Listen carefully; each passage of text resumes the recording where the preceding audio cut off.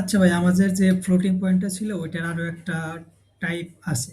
তো এক্সামে নাকি আমাদের এরকম একটা টাইপ আসবে। তো এইটার আমি আগের ভিডিওতে আমি এই টাইপটা তোমাদের আর কি দেখাইনি, এই টাইপটা। তো এই টাইপটা আমি এখন সলভ করব, জাস্ট দেখো, অনেক ইজি, একবার দেখলেই বুঝতে পারবা। সো আমার এক্সামে বলা থাকবে যে আমার ফার্স্ট এত বিট ম্যান্টিসা অ্যান্ড 6 বিটটা হলো তোমার এক্সপোনেন্ট, অ্যান্ড দুইটাই টু এস কমপ্লিমেন্টের সাহায্যে এটা আমার ফ্লোটিং পয়েন্ট বাইনারি নাম্বারকে ডেসিমেলে কনভার্ট করতে হবে। সো আমার এক্সামে এরকম দেওয়া থাকবে, তার মানে আমার বলছে ফার্স্ট 10 বিট, এখানে যে আমার ফার্স্ট 10 বিট আছে এইটা হলো আমার ম্যান্টিসার, আর লাস্টের যে 6টা বিট আছে সেটা হলো আমার এক্সপোনেন্টের বিট। তো এখন আসি এটা কিভাবে সলভ করতে হয়। সো এটা হলো আমার সলভ। সো আমার এই পার্টটা ছিল ম্যান্টিসার আর এই পার্টটা ছিল এক্সপোনেন্ট।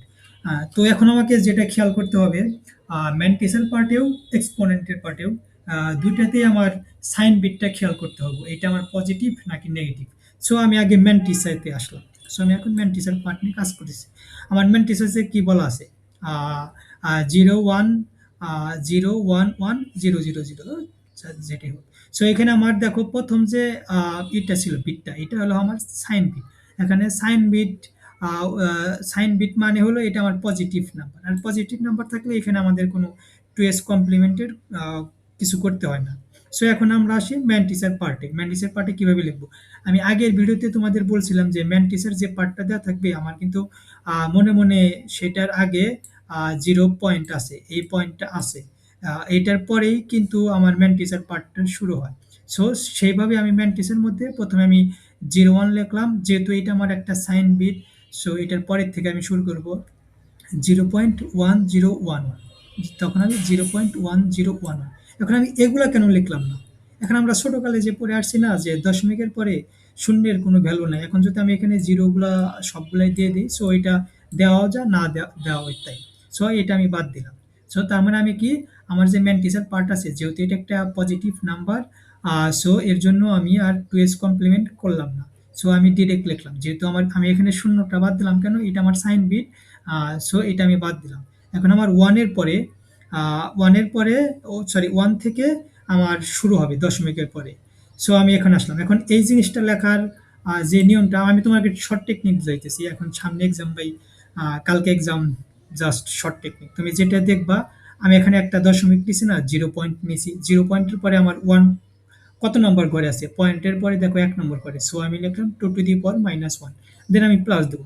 দেন আমার পরের ওয়ানটা কত নম্বর ঘরে আছে, 1 2 3, সো এর জন্য আমি -3 দিলাম। দেন ওয়ানটা কত নম্বর ঘরে আছে, 4, সো এর জন্য আমি -4 দিলাম। সো এটা যে তুমি যদি ক্যালকুলেটরে বসাও তাহলে তুমি দেখবে যে আমার 11/16 আসছে, যার ভ্যালু হলো আমার এত। এটা গেল আমার ম্যান্টিসার ভ্যালু। এখন আসি আমি এক্সপোনেন্টের ভ্যালুতে। এক্সপোনেন্টের ভ্যালুতে এসে দেখো যে এখানে আমার প্রথম যে বিটটা দেওয়া আছে 1। 1 মানে কি, 1 মানে এটা একটা নেগেটিভ ভ্যালু, আর নেগেটিভ ভ্যালু থাকলে কি করতে আমাদের টুস কমপ্লিমেন্ট করতে হয়। সো আমি এখানে আসলাম, এখন আমার এই পুরো ভ্যালুটাকে আমি টুস কমপ্লিমেন্ট করলাম। সো টুস কমপ্লিমেন্ট, ওয়ানের জায়গায় জিরো আর জিরোর জায়গায় ওয়ান, সো এটা আমি দিলাম, এটার সাথে +1 করলাম।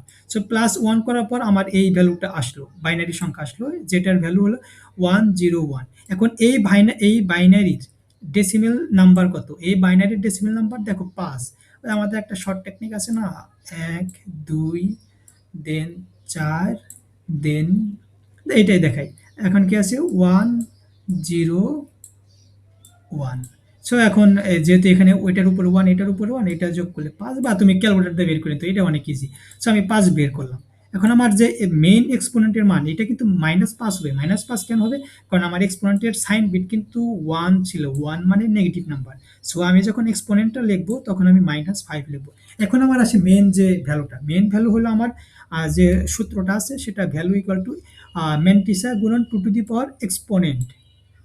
সো আমি এক্সপোনেন্টের মানটা তো আমি এখানে বেরই করলাম -5, আর এই ম্যাট্রিক্সের মানটা আমি এখানে বের করে আসছি 0.8673।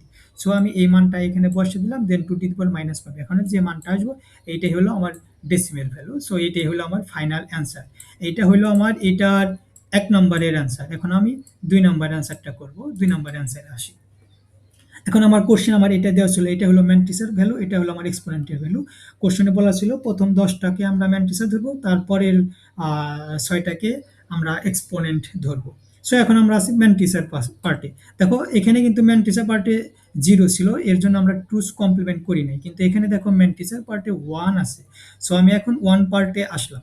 So mantissas first value is 1, so এটা একটা নেগেটিভ ভ্যালু, আর এটা নেগেটিভ ভ্যালু যদি থাকে তাহলে এটাকে আমার টুস কমপ্লিমেন্ট করতে হবে।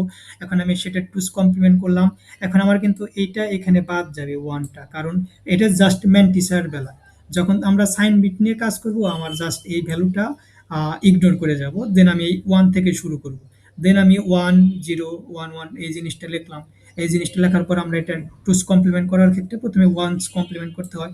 ওয়ান্স কমপ্লিমেন্টের জায়গায় জিরোর জায়গায় 1, 1 এর জায়গায় 0, 0 এর জায়গায় 1, 1 এর জায়গায় 0, 0 এর জায়গায় 0 0, দেন আমি +1 করলাম। +1 করার পর আমার যে অ্যান্সারটা আছে সেটা হলো আমার এইটা আসে। এটা হলো আমার এর মানটা আসলো টুস কমপ্লিমেন্ট করার পর। এখন আমার কিন্তু আমি আগেই কিন্তু দেখছিলাম যে না, আমার ভ্যালুটা কিন্তু মাইনাস, কারণ আমার সাইন বিটটা 1 ছিল, এই যে 1 ছিল। সো আমি যখন ম্যান্টিসেটা লিখবো তখন আমি এখানে আগেই মাইনাস দিয়ে দিলাম আর কি, মাইনাস। এখন আমি কি বলছিলাম, যখন আমি ম্যান্টিসের পার্ট করব আমাদের কিন্তু মনে মনে ইমাজিন করে নিতে হবে এটার আগে আমার যে ম্যান্টিসের ভ্যালুটা আছে এটার আগে অলওয়েজ 0 পয়েন্ট এটা আছে। সো আমি প্রথমে 0 পয়েন্টটা লিখলাম। 0 পয়েন্ট লেখার পর আমি এখানে যে ভ্যালুটা পাইছি, এই যে আমি টুস কমপ্লিমেন্ট করার পর যে ভ্যালুটা পাইছি, এই ভ্যালুটাকে আমি এখানে জাস্ট ইনপুট করে দিলাম। এটার ভ্যালু হচ্ছে 0.1, যে ভ্যালুটা আসছে এইটা।